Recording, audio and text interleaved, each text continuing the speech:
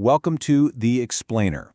Today, we're going to peek behind the curtain and look at the actual master plan for protecting our rights when we're on the job. We're talking about the official training curriculum from the International Labor Organization, and it's designed for the people whose job it is to keep us all safe and paid fairly, labor inspectors. I mean, have you ever really stopped to think about it?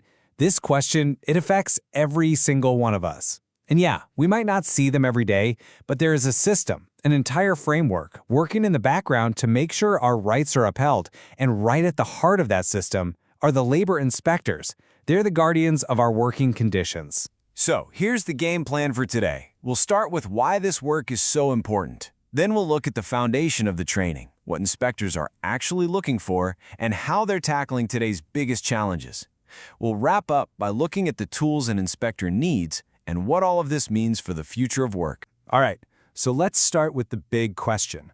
Why is labor inspection so incredibly critical for, a fair and just society? So, what is labor inspection really?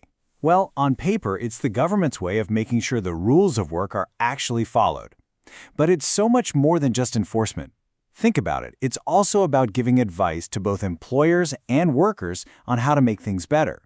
And just as important, it's about spotting gaps in the law and reporting them back to policymakers. So it's not just about policing, it's a whole system designed to guide and to improve. And this isn't just some routine bureaucratic function.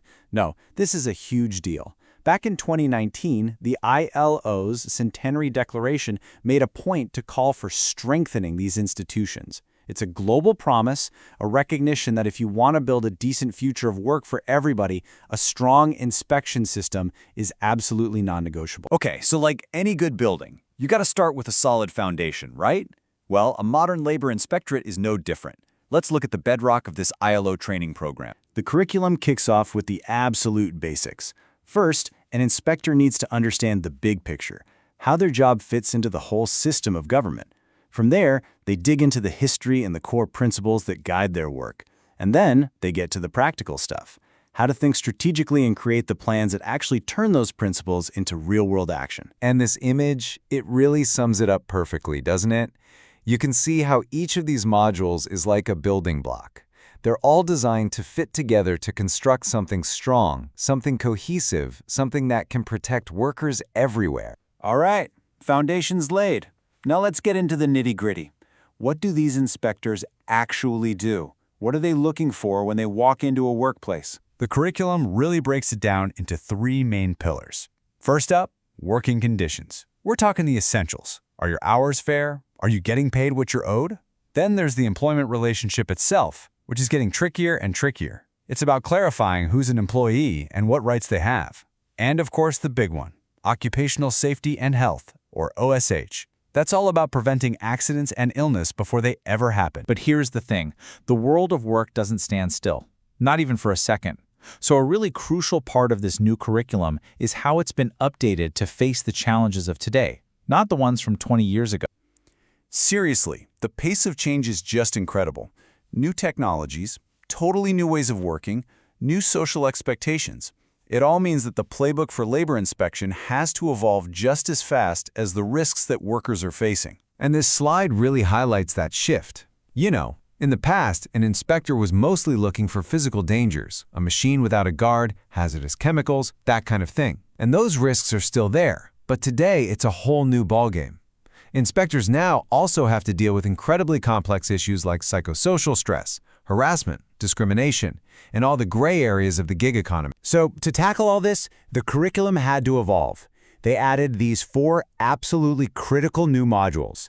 Now, inspectors get specific training on how to root out discrimination, how to spot and address things like burnout and mental stress, and how to protect some of the most vulnerable workers in the world by inspecting domestic work environments. Okay, so you can have all the technical knowledge in the world. You can know the law inside and out. But that's really only half the battle. If you can't talk to people, if you can't navigate tricky situations, what's the point? And that's where the human element comes in.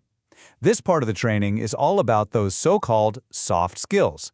Because let's be real, a labor inspector isn't just an enforcer. They have to be a skilled communicator, a mediator, a problem solver, and a detective all rolled into one. Knowing how to talk to people, manage conflict, make tough calls, and always act ethically, that's what makes an inspector truly effective. And this brings us to a really important final point. This whole curriculum, it's not some dusty old manual that just sits on a shelf. It's a dynamic, living tool that's designed to actively build a better future. So you add it all up, and you get this: 17 modules. 17! That's a massive, comprehensive training program. And here's the best part. It's not a rigid one-size-fits-all system.